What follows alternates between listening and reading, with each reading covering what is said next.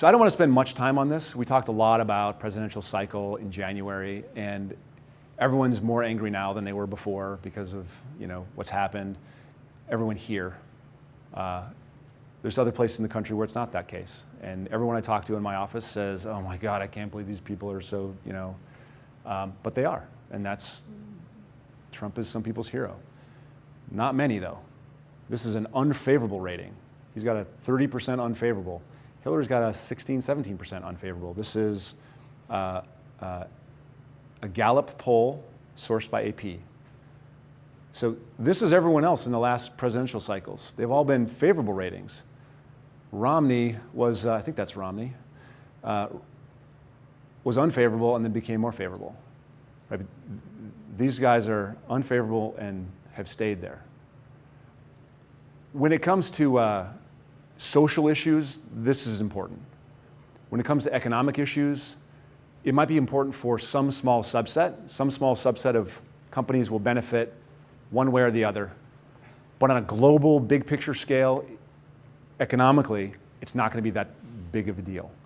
I'm not worried about it. It's not going to affect how I transact business or those kinds of things. It's a social thing. It's a small local business thing. Global economy, there's going to be winners and losers, no matter who wins. So this is through the end of June. This is red is the first half of 2015. Blue is the first half of 2016. So like to like.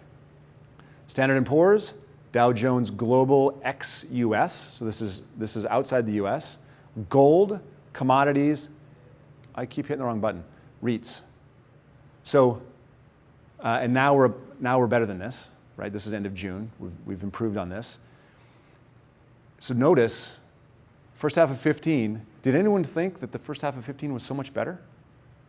When I started doing this, I was like, thought 15 was better. But I looked at this and 15 didn't go anywhere the first half of the year. Just as a reminder, and we're up a little bit. I have yet to get calls on should we buy gold, which I appreciate. So thank you for that.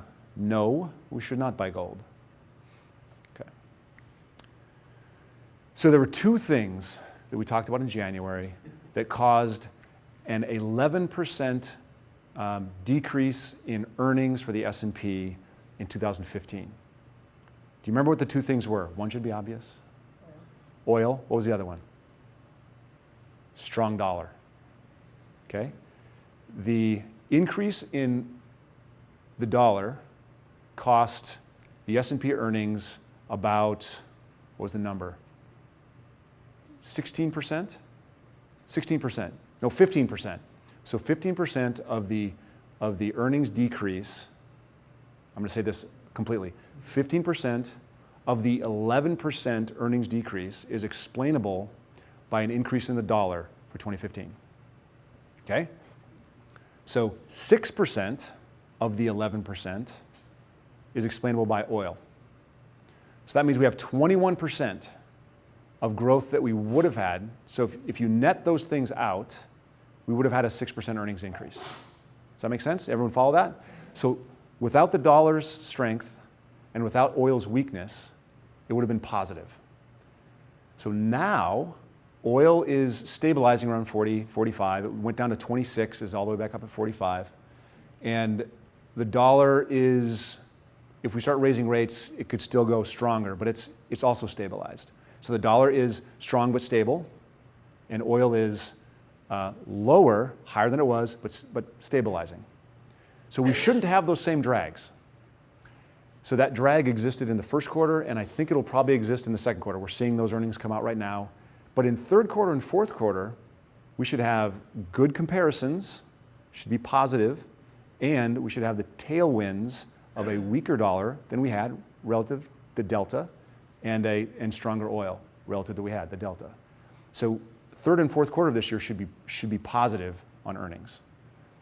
And remember, prices follow earnings.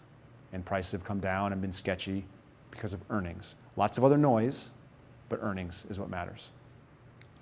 Okay, that's oil. We've had this up here before. I just want to revisit this.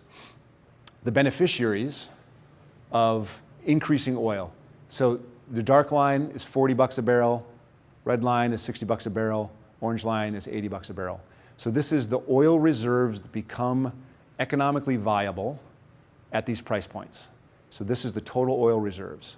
So Russia becomes viable again if we get higher oil prices. Remember, January said Russia's in deep, deep trouble, right? Not so much the case if we see $40, $60 oil. Same is true in Canada. We are fine. We have other things. Like that's not the whole thing for us, so it's not as big a deal. Okay, this is the dollar. We just talked about it. Dollar spiked up, came back down. This is the dollar price of oil. Notice the mirror image. And it's basically moved this way since 2008. Not as perfect here, but here. So Brexit. So first I want to ask a question. I wrote a thing the day after and I emailed it out. Did anybody read the thing? I read Kristen's thing. Is that the one? That's the one I that's. Yeah, I sent it to all my friends. I love it. You think Kristen wrote that? Well, it came from her, but That's awesome. I know it came from her, but I sent it out to a bunch of people who Okay. found it very interesting. It's, I mean, if you put it in the context of, I mean, the Eurozone is a 70-year process that ebbs and flows in success and has ebbed and flowed in success for 70 years. When Britain said we're going to join, they said we're going to join, but not the currency. I mean, so there's all kinds of questions about how tight we want to be and how close and how much authority we want the euro to have over us. And that's true of every country. So what this really is, it won't affect us. It doesn't affect our relationship with Britain. I mean, we're still going to import. JP Morgan is staying, the threats of, we're going to pull out. No, he's not. There's still money to be made. He's going to stay there, Jamie Dimon. Our relationship is going to stay the same. China's relationship with Britain is going to be the same. Britain's relationship with the rest of Europe is going to be renegotiated.